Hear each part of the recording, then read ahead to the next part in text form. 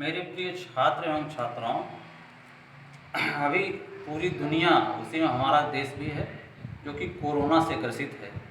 और वैसे हम विद्यालय ये डीवीएस इंटर कॉलेज पलियाँ से बोल रहे हैं, वहीं से। और पूरी दुनिया कोरोना नामक वायरस से ग्रसित है, प्रभावित है। इसलिए आप चाहे जहाँ हों, हमारी आवाज़ अगर सुन रहे हों, आप तक जा भी रही है किसी भी माध्यम से, तो भरसक यही आप कोशिश कीजिएगा कि इससे बचिएगा। और इसका कोई इलाज अभी नहीं है, और सिर्फ एक ही इलाज है कि आप लॉकडाउन में आप अपने घर के अंदर जो भी चीज़ें हैं अपना उसको बना कर रखिए, और उससे बचने का उपाय कीजिए। किसी से हाथ मिलाना हो तो इस तरीके से कोई बात व्यवहार आप मत कीजिए, और अपने घर में रहिए, और ये सैनिटाइज़र का प्रयोग अपना करते रहिए। और हम जो है यहाँ आ जाते हैं भौतिक विज्ञान। ये पहला अध्याय है विद्युत क्षेत्र तथा आवेश। उसमें हम आवेश के बारे में चर्चा करते हैं कि बेटा ये आवेश एक प्रकार की ऐसी युक्ति है जिससे विद्युत क्षेत्र तथा चुंबकीय क्षेत्र दोनों उत्पन्न किए जाते हैं। पहले इसका ज्ञान नहीं था, पहले चुंबक से चुंबकीय क्षेत्र और आवेश से विद्युत क्षेत्र ऐसा लोग मानते थे। लेकिन वैज्ञानिकों ने खोज किया बाद में, तो उन्होंने इस निष्कर्ष पे अपना ये विचार विमर्श किया कि यह तो एक प्रकार की ऐसी युक्ति है जिससे विद्युत क्षेत्र और चुंबकीय क्षेत्र दोनों उत्पन्न होते हैं। अब इसे स्मॉल क्यू या कैपिटल क्यू से इंडिकेट करते हैं। इसका मात्र कूलाम होता है, क्योंकि इसके बारे में अध्ययन करने वाले सर्वप्रथम वैज्ञानिक थे कूलाम, और उन्हीं के सम्मान में इसका जो मात्रक है वो कूलाम कर दिया गया है।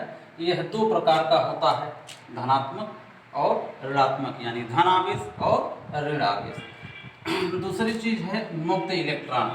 मुक्त इलेक्ट्रॉन का नाम ये स्पष्ट है कि फ्री इलेक्ट्रॉन, वह इलेक्ट्रॉन जो स्वतंत्र हो पूर्ण रूप से। अब इसमें है कि नाभिक न्यूट्रॉनों तथा प्रोटॉनों से मिलकर बना होता है, तथा इलेक्ट्रॉन इसके चारों तरफ भिन्न भिन्न कक्षाओं में चक्कर लगाते हैं।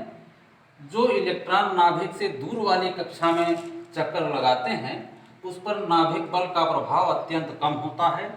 जिन्हें बाहर से कुछ ऊर्जा मिल जाती है तो वे अपनी कक्षा को छोड़कर बाहर निकल जाते हैं और परमाणु के अंदर अनियमित गति करने लगते हैं, जिन्हें मुक्त इलेक्ट्रॉन कहते हैं। दरअसल यही जो मुक्त इलेक्ट्रॉन हैं, यही आवेश के वाहक होते हैं। विद्युत धारा के प्रवाह में सबसे अहम भूमिका मुक्त इलेक्ट्रॉन की होती है कि आवेश की होती है। यहाँ हम ये चर्चा कर लेते हैं।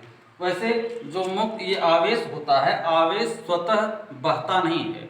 आवेश को प्रवाहित करने के लिए किसी चीज़ यानी ड्राइवर की ज़रूरत पड़ती है। वो ड्राइवर का काम करता है मुक्त इलेक्ट्रॉन, क्योंकि ये स्वतंत्र होता है। जब ये किसी चालक में एक स्थान से दूसरी स्थान तक जाता है तो उसके मार्ग में धन आवेश ऋण आवेश बाधा उत्पन्न करते हैं। तो जब ये उनसे टकराता है तो आवेश को लेकर के भागता है, तो वो आवेश एक स्थान से दूसरे स्थान तक प्रवाहित होने लगता है, अर्थात उस चालक में विद्युत धारा का प्रवाह होने लगता है।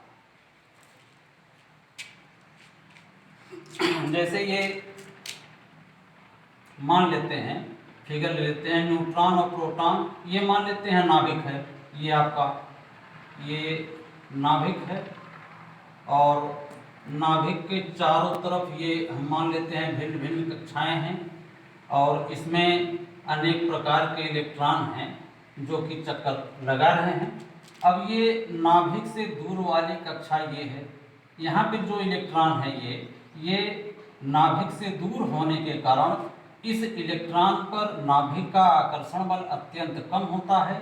यदि इस इलेक्ट्रॉन को बाहर से थोड़ी सी भी ऊर्जा मिल जाती है तो ये अपनी कक्षा को छोड़ करके बाहर निकल जाता है, यानी यह फ्री हो जाता है, स्वतंत्र हो जाता है। इसीलिए ये मुक्त इलेक्ट्रॉन कहलाता है, क्योंकि मुक्त हो गया, अपनी कक्षा को छोड़ करके मुक्त हो गया, अतः इसका नाम ही पड़ गया है मुक्त इलेक्ट्रॉन। अब इन्हीं मुक्त इलेक्ट्रॉनों के द्वारा ही आवेशों का प्रवाह होता है, अर्थात विद्युत धारा प्रवाहित होने लगती है।